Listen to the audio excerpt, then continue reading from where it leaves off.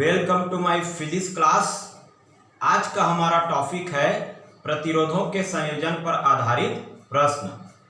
पिछले चैप्टर में हम लोग प्रतिरोधों का संयोजन सीरीज एवं पैरेलल में किस प्रकार से किया जाता है देख चुके हैं। इस चैप्टर में हम लोग प्रतिरोधों के संयोजन पर आधारित कुछ प्रश्नों का समाधान करेंगे और परिणामी प्रतिरोध विभवांतर और उस परिपथ में बहने वाली विद्युत धारा का मान किस प्रकार से ज्ञात करते हैं ये देखते हैं। तो देखिए यहाँ पर बोर्ड में प्रतिरोधों के संयोजन पर आधारित कुछ प्रश्न दिए गए हैं। तो कुल यहाँ पे 3 क्वेश्चन है। तो अलग अलग प्रकार के विद्युत परिपथ में प्रतिरोधों का संयोजन किस प्रकार से है और परिणामी प्रतिरोध और विभवांतर का मान किस प्रकार से ज्ञात करते हैं वो देखते हैं। तो इसके लिए अपन सबसे पहले क्वेश्चन फर्स्ट उठाते हैं। तो यहाँ पर देखिए R1, R2, R3 और R4 4 अलग अलग प्रकार के प्रतिरोध जो है एक निश्चित क्रम में जुड़े हुए हैं। तो अपने को पहचानना है कि यह प्रतिरोध जो है वह सीरीज में है कि पैरेलल में है। तो पिछले क्लास में बताया गया था कि प्रतिरोधों को सीरीज एवं पैरेलल में जोड़ने का रूल्स क्या है। तो सीरीज के बारे में बताया गया था कि विभिन्न प्रतिरोधों को इस प्रकार जोड़ते हैं कि पहले प्रतिरोध का जो अंतिम सिरा रहता है वो दूसरे प्रतिरोध के पहले बिंदु से, उसी प्रकार दूसरे प्रतिरोध का जो अंतिम सिरा रहता है वो तीसरे प्रतिरोध के प्रथम बिंदु से इस प्रकार से जुड़ते हुए आगे जाता है, यानी बिंदु से बिंदु जुड़ता है। तो इस प्रकार से बिंदु से बिंदु जुड़ते हुए प्रतिरोधों को जोड़ते हैं, उसको श्रेणी क्रम में संयोजन कहा जाता है। उसी प्रकार समांतर क्रम में क्या होता है, विभिन्न प्रतिरोधों को इस प्रकार से जोड़ते हैं कि सभी प्रतिरोधों का प्रथम सिरा जो है वह एक ही बिंदु से जुड़ा हुआ हो, अर्थात सभी प्रतिरोधों के लिए बिंदु कॉमन हो और सभी प्रतिरोधों का जो अंतिम सिरा रहता है वो भी एक ही बिंदु से जुड़ा हुआ रहता है, अर्थात सभी प्रतिरोधों जो है एक ही बिंदु यानी उभयनिष्ठ या कॉमन बिंदु से जुड़ा हुआ रहता है। तो इस प्रकार के संयोजन को समांतर क्रम में संयोजन कहा जाता है। तो इन नियमों को ध्यान में रखते हुए हम लोग अलग अलग प्रकार के विद्युत परिपथ दिख रहे हैं, इसमें परिणामी प्रतिरोध का मान ज्ञात करेंगे। तो देखिए यहाँ पे क्वेश्चन नंबर फर्स्ट में, तो यहाँ पर देखिए R1, R2, R3 और R4 4 अलग अलग प्रकार के प्रतिरोध दिख रहे हैं। तो अपने को देखना है कि ये कौन सी क्रम में जुड़ा हुआ है। तो ध्यान से देखिए पहला प्रतिरोध जो है R1, इसका प्रथम बिंदु A है और ये इसका दूसरा यानी अंतिम बिंदु है, ठीक है। तो R1 के नीचे में क्या दिख रहा है, R2 का जो प्रथम सिरा है, प्रथम बिंदु है, वो R2 के दूसरे बिंदु से जुड़ा हुआ है। इसी प्रकार R2 का जो अंतिम बिंदु है वो R3 के प्रथम बिंदु से जुड़ा हुआ है और R3 का जो अंतिम बिंदु है वह R4 के प्रथम बिंदु से जुड़ा हुआ है, अर्थात यह बिंदु से बिंदु जुड़ा हुआ है। तो निश्चित ही देखने से पता चल रहा है कि यह सीरीज में है। तो इसको इस प्रकार से सरल रूप में लिखना है। तो यहां पर लिखेंगे प्रतिरोध R1, R2, R3 व R4 ये सब क्या है, श्रेणी क्रम में जुड़े हुए हैं।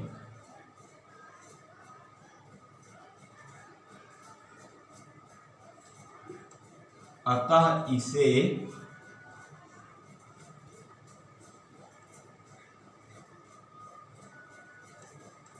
सरल रूप में लिखने पर, तो देखिए इसको सरल रूप में इस प्रकार से लिख सकते हैं। क्योंकि देखिए यहाँ पर सबसे पहले सिरा A लेते हैं और प्रथम प्रतिरोध लेते हैं R1। इस प्रकार से R1, इसका जो दूसरा बिंदु है वो R2 के प्रथम बिंदु से जुड़ा हुआ है। तो यहाँ पर अगला प्रतिरोध ले लेते हैं R2, जिसका R2 का दूसरा प्रथम सिरा R1 के दूसरे बिंदु से जुड़ा हुआ है। इसी प्रकार से देखिए R2 का जो अंतिम बिंदु है वो R3 के प्रथम बिंदु से जुड़ा हुआ है। तो इस प्रकार से इसको जोड़ देना है और आगे बढ़ते जाएंगे। तो R3 का जो दूसरा बिंदु है वो R4 के प्रथम बिंदु से जुड़ा हुआ है, इस प्रकार से। तो ये हो जाएगा R4 का जो प्रथम बिंदु है वह R3 के द्वितीय बिंदु से जुड़ा हुआ है और लास्ट में अंतिम बिंदु B। तो अपने को क्या करना है, A और B के बीच का परिणामी प्रतिरोध निकालना है। तो देखिए चूंकि यह क्या है, श्रेणी क्रम में जुड़ा हुआ है और अपन देख चुके हैं कि श्रेणी क्रम में जोड़ने पर परिणामी प्रतिरोध R = R1 + R2 + R3 इस प्रकार से होता है। तो यहाँ पर देखते हैं परिणामी प्रतिरोध क्या प्राप्त होगा अपने को, तो श्रेणी क्रम में जुड़े होने के कारण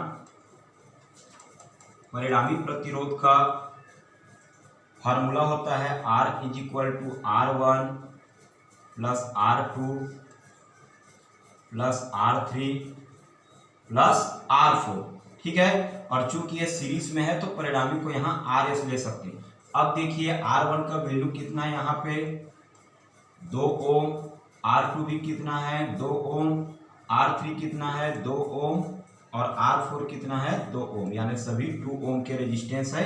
तो यहाँ पर लिख लेते हैं परिणामी प्रतिरोध सीरीज में, इसलिए RS is equal to R1 2, R2 2, R3 2 और R4 2। तो इस प्रकार से सीरीज में परिणामी प्रतिरोध RS इज इक्वल टू ये हो जाएगा 8 ओम। ठीक है, तो इस प्रकार से पहला वाला जो आपका विद्युत परिपथ है, देखने से पता चल रहा है कि आपस में किससे जुड़े हुए हैं, सीरीज में है श्रेणी क्रम में, और श्रेणी क्रम में जोड़ने के पश्चात परिणामी प्रतिरोध जो है अपने को 8 ओम प्राप्त होता है। तो इस प्रकार से हम लोगों ने पहला क्वेश्चन सॉल्व कर लिया। अब देखते हैं दूसरा क्वेश्चन।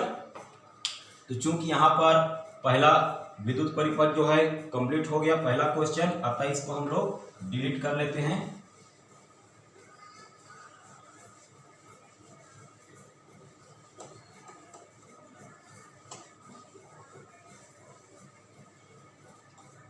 अब आते हैं देखिए दूसरा विद्युत परिपथ के तरफ, तो सॉल्व करके देखते हैं दूसरे को। तो यहां पर देखिए R1, R2, R3 और R4 चार अलग अलग प्रकार के रेजिस्टेंस है। सभी का प्रतिरोध जो है वह 9 ओम है। अपने को पहचानना है यह कौन से क्रम में जुड़े हुए हैं। साथ ही साथ यहाँ पर देखिए परिणामी प्रतिरोध और यहाँ V का वैल्यू निकालना है, यानी परिणामी विभवांतर और परिणामी विद्युत धारा 1 एम्पियर ये दिया गया है। तो देखते हैं, सबसे पहले शुरुआत करते हैं R1 से। देखिए यहाँ पर विद्युत धारा इस प्रकार से यहाँ प्रवाहित हो रहा है, यहाँ जाने के बाद 2 दिशाओं में बढ़ गया है, फिर यहाँ से 2 दिशाओं में होते हुए फिर यहाँ जाएगा और R3 से होते हुए पुनः R4 से परिणामी विद्युत धारा जो है इस पर प्रवाहित हो रहा है। तो परिणामी विद्युत धारा I जो है फिर से यहाँ से प्राप्त होगा। तो सबसे पहले परिणामी प्रतिरोध के लिए देखते हैं R1 R2। तो पहचानना है R1 और R2 कौन सी क्रम से जुड़े हुए हैं। तो देखिए R1 जो है इसका प्रथम सिरा और R2 का प्रथम सिरा दोनों एक ही बिंदु से जुड़ा हुआ है, दोनों एक ही बिंदु से यहाँ से जुड़ा हुआ है। इसी प्रकार R1 और R2 का जो दूसरा अंतिम सिरा है वो दोनों आपस में मिलकर इस बिंदु से जुड़े हुए हैं। तो क्या पता चला कि R1 और R2 दोनों पैरेलल में। इसी प्रकार अगर आगे बढ़ेंगे R3 की ओर, तो R3 जो रेजिस्टेंस है उसका प्रथम बिंदु देखिए पुनः इस बिंदु से जुड़ा हुआ है जिसके उभयनिष्ठ बिंदु से, और इसी प्रकार R3 जो रेजिस्टेंस है उसका जो अंतिम बिंदु है वो यहाँ से R1 R2 के अंतिम बिंदु के दोनों एक ही उभयनिष्ठ बिंदु से जुड़े हुए हैं। तो क्या पता चला कि R1 R2 और R3 तीनों पैरेलल में है। इन तीनों का उभयनिष्ठ जो है वो रेजिस्टेंस R4 के प्रथम बिंदु से है, जबकि अंतिम बिंदु जो है दूसरे सिरे से जुड़ा हुआ है। तो R1 R2 और R3 जो है पैरेलल में रहेंगे और इन तीनों का जो तुल्य प्रतिरोध है वो R4 के साथ श्रेणी क्रम में जुड़े रहेंगे। तो सबसे पहले देखते हैं R1 R2 और R3 समांतर क्रम में है, तो इसका परिणामी प्रतिरोध का मान क्या होगा। तो यहां पर लिखेंगे चूंकि R1 R2 व R3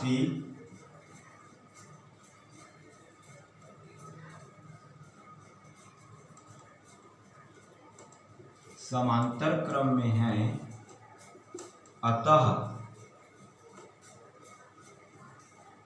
इनका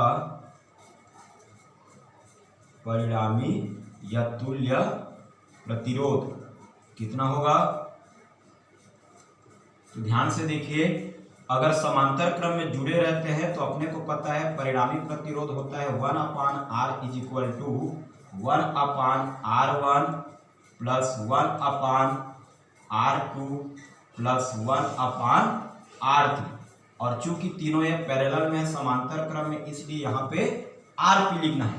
तो अब देखिए इसका परिणामी कितना हो जाएगा, इन तीनों प्रतिरोधों का 1/RP is equal to 1/R1 कितना है 9 ओम प्लस 1/R2 कितना है 9 ओम प्लस 1/R3 कितना है 9 ओम।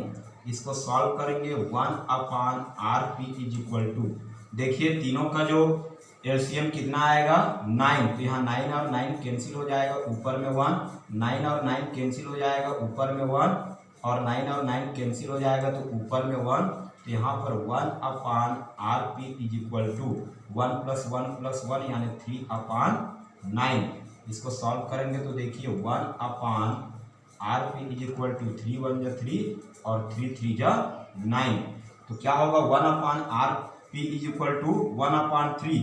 इसको क्रॉस मल्टीप्लीकेशन करेंगे तो RP इज इक्वल टू अपने को प्राप्त होगा 3 ओम। ठीक है, इसको ले लेते हैं अभी इक्वेशन फर्स्ट।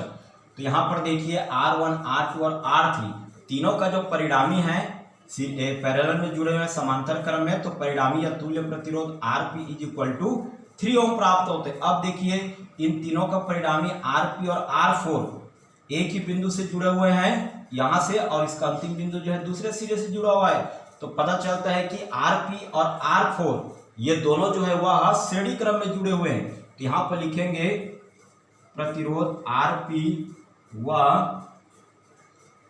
R4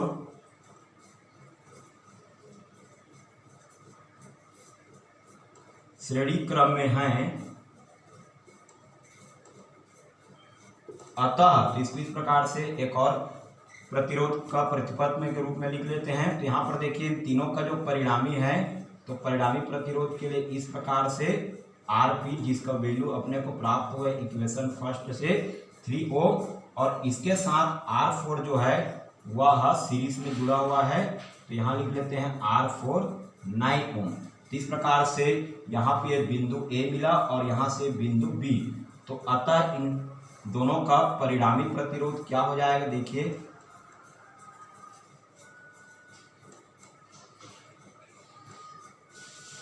तो परिणामी प्रतिरोध क्या मिलेगा देखिए, दोनों अगर श्रेणी क्रम में है तो श्रेणी क्रम में होने के कारण यहाँ पर हम लोग सीरीज के लिए RS is equal to R1 की जगह में RP प्लस R2 की जगह में R4 ये हो जाएगा। तो RS is equal to RP का वैल्यू कितना है 3 प्लस R4, तो R4 का कितना है 9, तो यहाँ पर परिणामी प्रतिरोध RS इज इक्वल टू हो जाएगा 12 ओम। चूंकि इन पूरे परिपथ का यह परिणामी है, तो लास्ट में अपन लिख सकते हैं पूरे परिपथ के लिए परिणामी प्रतिरोध R इज इक्वल टू 12 ओम। ठीक है, इसको ले लेते हैं अपन इक्वेशन सेकेंड। तो इस प्रकार से देखिए हमारे पास क्वेश्चन सेकेंड का जो दूसरा विद्युत परिपथ दिख रहा है R1, R2, R3 और R4, इन सब का परिणामी प्रतिरोध जो है वह 12 ओम प्राप्त होता है। क्लियर। अब इसमें बहने वाली विद्युत धारा का मान दिया है 1 एम्पियर, तो आरोपित विभवांतर का मान कितना होगा देख लेते हैं। तो चूंकि यहाँ पर बहने वाली विद्युत धारा का मान दिया है I is equal to 1 ampere, तो ओम के नियम से अपने को पता है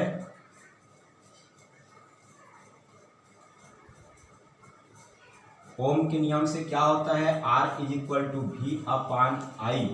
तो यहाँ पर हमको विभवांतर ज्ञात करना है, तो V इज इक्वल टू हो जाएगा IR। तो यहाँ पर देखिए आरोपित विभवांतर V is equal to I, तो I कितना है 1 × R, तो परिणामी प्रतिरोध R इज इक्वल टू 12 ओम। तो यहाँ पर इसको सॉल्व करेंगे तो परिणामी विभवांतर, तो देखिए यहाँ परिणामी विभवांतर V इज इक्वल टू 12 × 12 और विभवांतर का यूनिट वोल्ट। इसको ले लेते हैं इक्वेशन थर्ड। तो इस प्रकार से इस पूरे विद्युत परिपथ में आरोपित परिणामी विभवांतर जो है वह 12 वोल्ट प्राप्त होता है, परिणामी प्रतिरोध जो है वह 12 ओम प्राप्त होगा, परिणामी विभवांतर 12 वोल्ट, और चूंकि इस परिपथ में बहने वाली विद्युत धारा का मान दिया है 1 एम्पियर। तो इस प्रकार से दूसरा विद्युत परिपथ भी कंप्लीट होता है। इसमें एक चीज और कर सकते हैं, देखिए चूंकि यहाँ पर अलग अलग प्रतिरोध है, तो प्रत्येक सिरे पर कितनी कितनी एम्पियर की विद्युत धारा प्रवाहित होगा और इनके सिरों पर विभवांतर कितना होगा यह भी हम लोग ज्ञात कर सकते हैं। तो इसके लिए इसको और थोड़ा सॉल्व करके देखते हैं।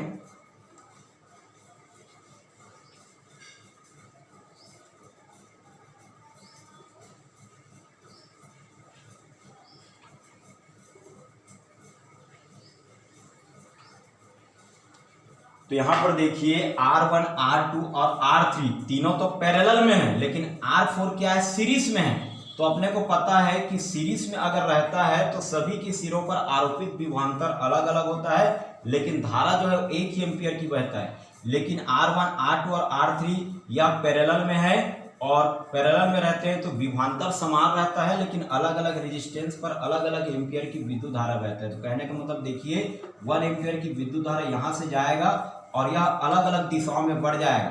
इस दिशा में जाएगा प्रतिरोध I3 की तरफ, तो इस पर बहने वाली विद्युत धारा I3 हो जाएगा। और यहाँ से विद्युत धारा जो है फिर से दो दिशाओं में जा रहा है, R1 की तरफ जा रहा है विद्युत धारा वो I1, और R2 की तरफ जो विद्युत धारा जा रहा है वो I2, I1, I2, I3, फिर यहाँ पे बहेंगे I4 धारा, और फिर ये सब मिलकर जो है परिणामी विद्युत धारा। तो यहाँ पर देखिए इन सब का परिणामी विद्युत धारा फिर से क्या मिलेगा, I1, I2 और ये I3। तो चूंकि यहाँ पर देखिए सीरीज में है तो सीरीज में I4 श्रेणी क्रम में होने के कारण बराबर हो जाएगा, ये I के बराबर ही हो जाएगा। तो हम लोग सबसे पहले देखेंगे R1, R2 और R3 के परिपथ में या सिरे पर कितनी एम्पियर की विद्युत धारा बहता है। तो देखिए यहाँ पर हमको फिर से निकालना पड़ेगा, R1, R2 और R3 क्या है, पैरेलल में है, तो हमको ये परिणामी विद्युत धारा काम नहीं आएगा। इसके पहले हम लोग समीकरण 1 में देख चुके हैं। देखिए समीकरण 1 से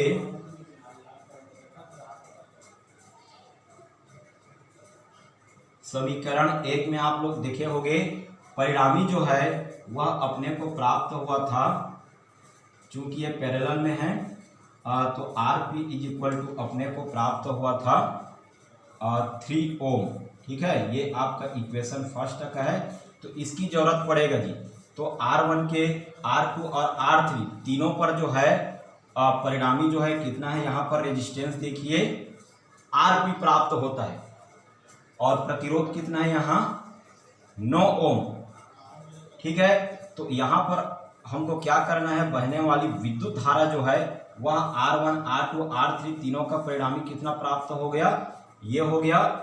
और विभवांतर जो है यहाँ पर ध्यान से देखिए, विभवांतर यहाँ पर कितना प्राप्त हुआ है, 12 वोल्ट। तो 12 वोल्ट यहाँ विभवांतर लेना नहीं है, 12 वोल्ट विभवांतर की जगह में अपने को क्या करना है, देखिए यहाँ पर इन तीनों का परिणामी विभवांतर, तो यहाँ R1, R2 व R3 के लिए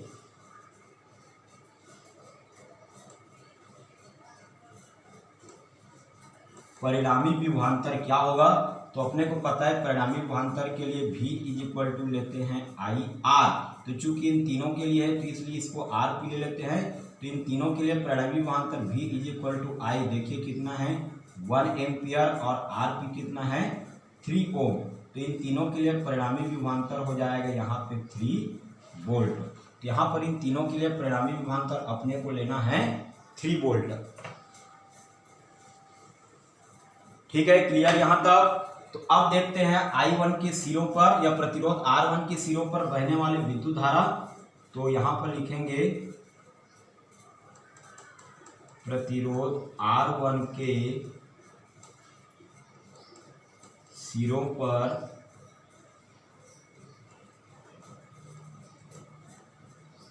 बहने वाली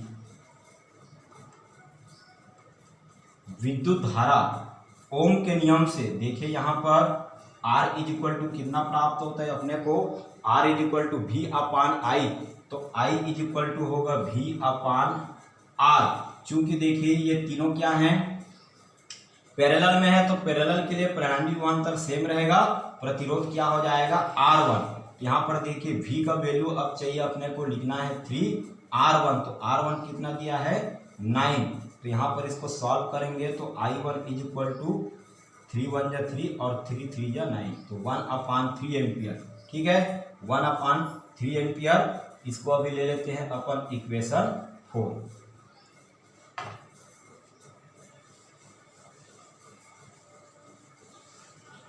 इसी प्रकार से आगे सॉल्व करते जाएंगे। अगला देखते हैं प्रतिरोध R2 के सिरों पर बहने वाली विद्युत धारा। यहाँ पर लिखेंगे प्रतिरोध R2 के लिए बहने वाली विद्युत धारा I2 इज इक्वल टू क्या हो जाएगा V अपान R2।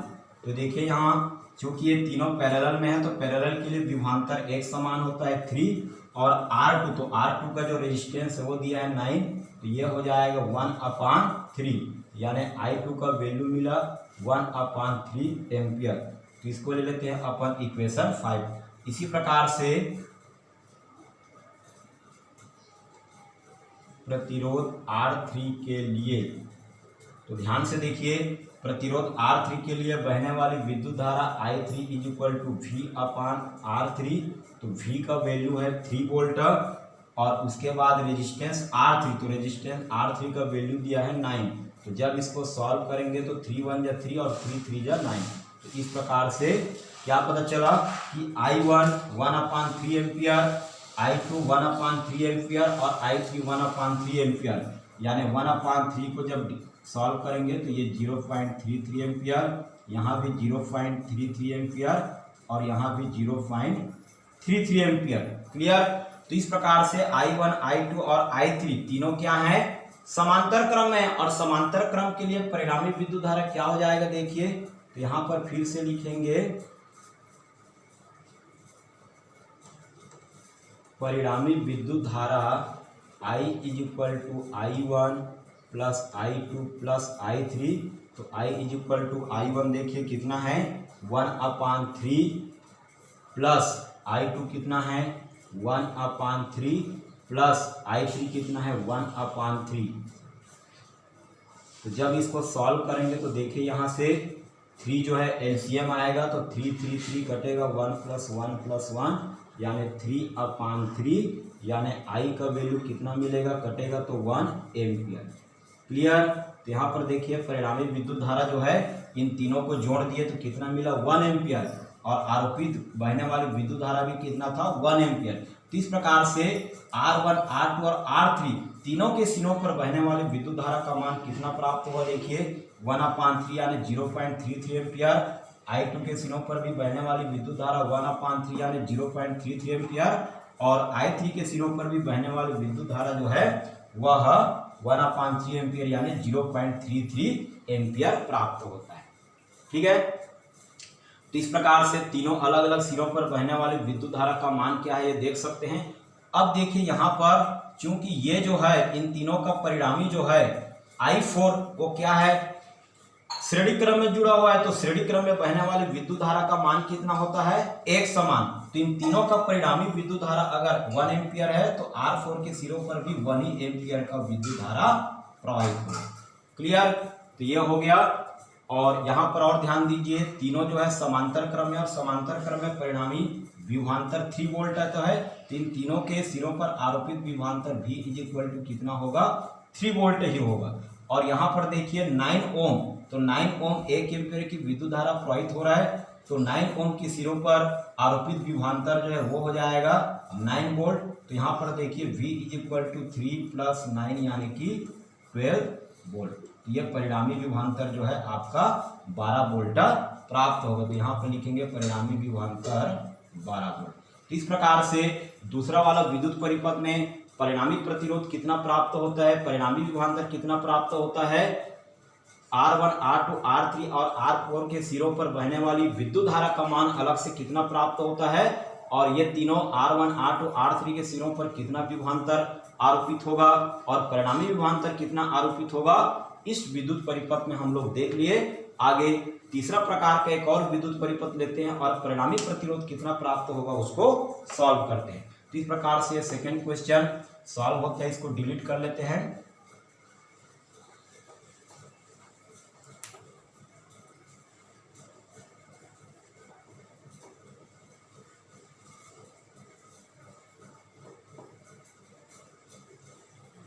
अब देखते हैं अपन क्वेश्चन नंबर 3 को सॉल्व करते हैं।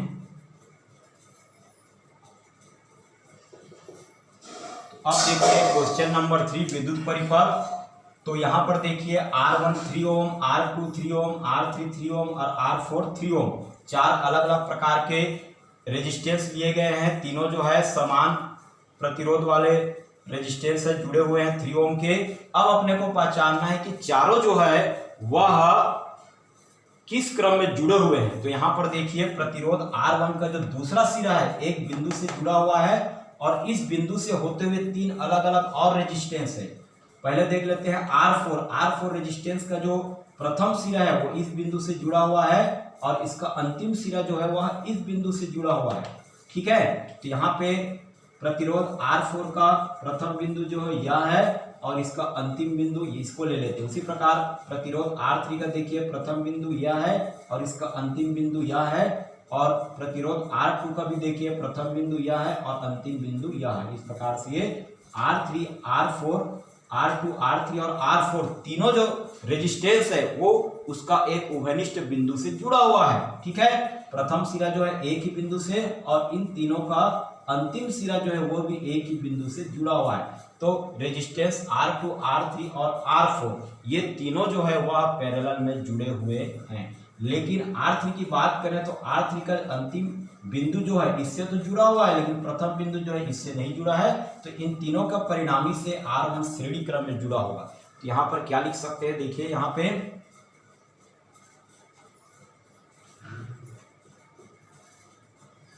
प्रतिरोध R2, R3 व R4 पैरेलल में है, समांतर क्रम में है।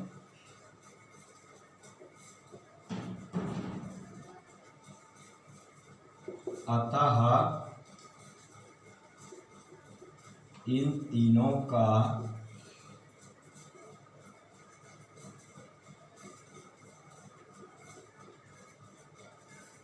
परिणामी प्रतिरोध क्या होगा, समांतर क्रम के लिए 1/R और पैरेलल में इसलिए 1/RP is equal to 1/R2 plus 1/R3 और प्लस 1/R4। तो इसको सॉल्व कर लेते हैं। 1/RP is equal to 1/R2, इसका वैल्यू दिया है 3 ओम, प्लस 1/R3 इसका भी वैल्यू है 3 ओम, प्लस 1/R4 इसका भी वैल्यू दिया है 3 ओम। इसको सॉल्व करेंगे तो 1/RP इज इक्वल टू, देखिए यहाँ से तीनों में एलसीएम जो है वह 3 आएगा, 3 3 कटेगा 1, प्लस 3 3 कैंसिल होगा 1, 3 3 कैंसिल होगा 1। तो 1/RP is equal to 1 plus 1 plus 1 3/3। तो 1/RP is equal to 1/1, cross multiplication करेंगे तो RP इज इक्वल टू 1 और ये ओम। इसको ले लेते हैं इक्वेशन फर्स्ट। क्लियर?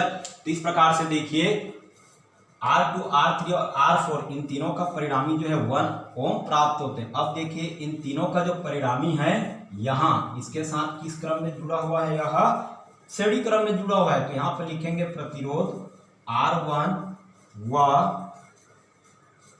RP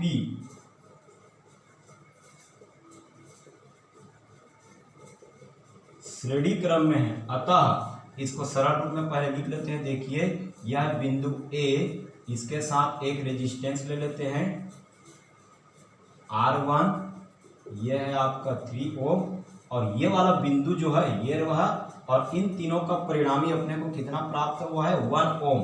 तो इन तीनों के लिए परिणामी एक और रेजिस्टेंस ले लेते हैं। ये परिणामी है पैरेलल के लिए RP और ये मिला है 1 ओम, और ये आपका यह बिंदु यहाँ पे हो जाएगा। इस प्रकार से R1 व RP श्रेणी क्रम में है। अतः बिंदु A व B के मध्य परिणामी या तुल्य प्रतिरोध सीरीज में इसलिए RS, और ये हो जाएगा R1 प्लस RP। तो RS is equal to R1 का वैल्यू 3 ओम प्लस RP का वैल्यू 1 ओम। तो ये हो जाएगा RS is equal to 4 ohm, या तुल्य प्रतिरोध R इज इक्वल टू अपन लिख सकते हैं 4 ओम। ठीक है, तो इस प्रकार से यह जो विद्युत परिपथ है इसका तुल्य प्रतिरोध 4 ओम प्राप्त होता है। तो इस प्रकार से आज के क्लास में हम लोगों ने 3 अलग अलग प्रकार का क्वेश्चन लिए थे, जिसमें रेजिस्टेंस जो है वह अलग अलग प्रकार के एक इलेक्ट्रिक सर्किट से जुड़ा हुआ था, और इससे बहने वाली विद्युत धारा, तुल्य प्रतिरोध और परिणामी विभवांतर का मान किस प्रकार से ज्ञात कर सकते हैं आज के क्लास में हम लोगों ने देख लिया। आगे के क्लास में हम लोग अलग अलग प्रकार के और क्वेश्चन लेंगे, जिसमें अलग अलग प्रकार की विद्युत परिपथ में रेजिस्टेंस जो है किस प्रकार से अलग अलग क्रम में जुड़े रहते हैं और परिणामी प्रतिरोध विभवांतर या बहने वाली विद्युत धारा का मान किस प्रकार से ज्ञात कर सकते हैं ये देखेंगे। और फिजिक्स से रिलेटेड और भी जानकारी के लिए इसी प्रकार से मेरे YouTube चैनल को देखते रहिए, लाइक कीजिए एवं साथ ही साथ सब्सक्राइब भी कीजिए। Thank you.